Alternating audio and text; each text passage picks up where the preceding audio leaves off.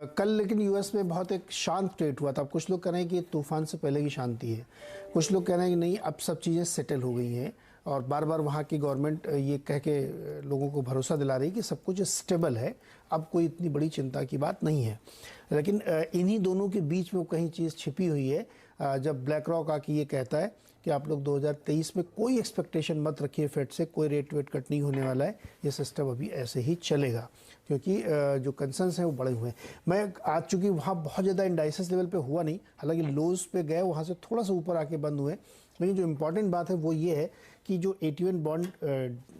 Zero किए गए थे क्रेडिट स्विस के, उसके बाद से वहाँ पे एक बहुत बड़ी चिंता ये हो गई क्योंकि हर बैंक ने टियर 1 कैपिटल के तहत ये बॉन्ड जारी कर रखे हैं और तो उनके इन्वेस्टर्स को लगातार डर लग रहा है और वहाँ पे एक प्रॉब्लम बन गई है ये। तो गवर्नमेंट तमाम, चाहे वो जर्मनी की सरकार हो या स्विट्जरलैंड की हो या अमेरिका की हो, सब ये भरोसा दिला रहे हैं, लेकिन वो भरोसा दरअसल बन नहीं पा रहा है। क्यों नहीं बन पा रहा है? क्योंकि